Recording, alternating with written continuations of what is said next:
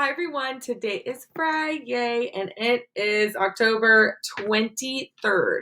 So we started our morning with our flag salute that Dr. Summers sends out. And so we went over that and then we went straight into math. So if you get out that's your science. Weeks 10 and 11, please. And you're going to turn to the back cover.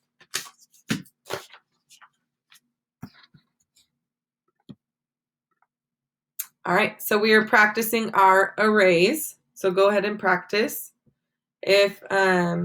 before you look at our picture. So this is what we did in class. This is all just review on arrays. And then your homework was to finish the last two. I drew this picture to show rows. Rows, you go across. If you're rowing a boat, you go across. Our rows are our first number. Our columns are the second number.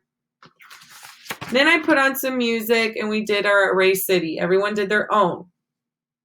So what you can do is write your own multiplication equation and then draw your array and find the picture. Or you can draw your windows and then write your multiplication equation.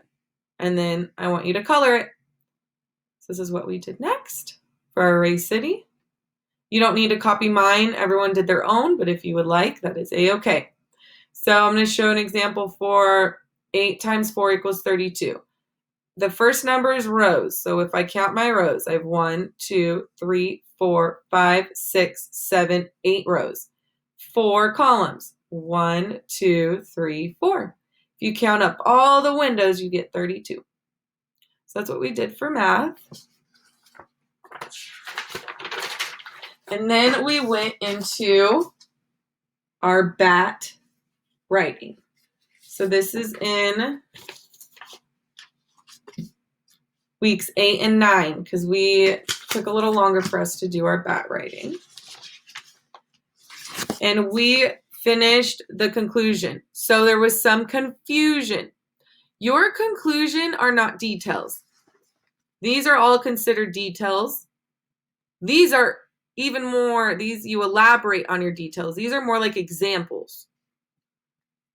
You do not write that in your concluding sentence. We talked about 2 separate conclusions you can write.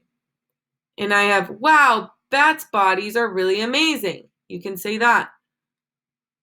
Someone wanted to add their wings because it's part of their body. So we added, wow, bats' bodies, including their wings, are really amazing. Or you could say, wow, bats have unique heads, wings, and are super cool. We don't want to talk about how they hibernate in here. We don't want to talk about how their body temperature drops or they hang by their claws. We just want to keep it nice and simple. And we want to talk about how they're bats' bodies. Because the topic sentence is, have you ever seen a bat's body? Your conclusion is usually similar to your topic sentence. We're talking about bat's body here, and we want to continue and only talk about bats' bodies down here. All right, so then if you turn, I'm going to explain all this, and then I'll leave it up and you can pause. So your topic sentence we pulled from the green right here. Have you ever seen a bat's body? Have you ever seen a bat's body? I added the rest and they copied from me because there wasn't a lot of room to write our introduction on our T-chart like there was our conclusion. So I extended it. Their bodies are very interesting. So if someone is reading this paragraph, you want to tell them what they're about to read. You are telling them, I am writing about bat's body, and you're going to read how they're interesting. Then if you get your information from a book, you need to write where you got that information because Gail Gibbons, who wrote Bats, Gail Gibbons, she works so hard. So hard. So you want to give her credit for writing it.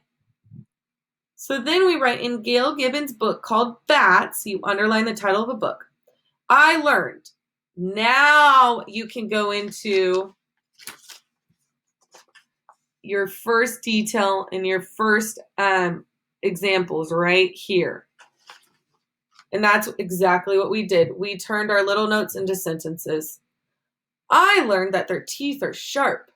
Plus, their eyesight, sense of smell, and hearing are excellent. Also, some bats' noses look like leaves or dog noses. So I made some beautiful oops, and that's okay. I crossed them out, squiggled them out. And then once you have this done, then we already finished the first part of our paragraph. The next time we get together, we're going to work on the wings. Then we're going to write about inside their bodies. Then we're going to write one last sentence for the conclusion. So if you'd like to pause, go ahead.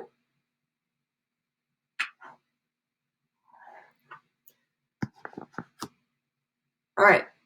I had glue on me. I'm going to show you what we did next. Then we worked on, well, we had walk to learn, and then we came back and worked on our art. I don't have another example to do it with you step by step, unfortunately, so I'm going to try to explain how to do it. This is what it's going to look like at the end, okay? So you were given a big black construction paper, and when you fold it, there are some pencil lines on it. You want to keep it folded and cut along those lines. And when you open it up after cutting, you will have our bat face, okay? That's the first step, and I'm so sorry. I hope you have parents next to you to help you out. The next step is there's a yellow paper, a smaller yellow paper. You are going to glue the yellow paper on the back of your openings. What we did is glued on the black paper because we don't want glue to be on this yellow part. So we glued on the black part and then put the yellow paper on and pushed it and rubbed it and make sure it was nice and stuck. Then from there, you will have an open sheet. You want to glue on one side of the open sheet and then fold it. And when you fold it, you press down and you can see that's where it connects. And you push and push and push and make sure it's nice and stuck as well. And then you'll have your circle bat with that. The wings aren't there yet.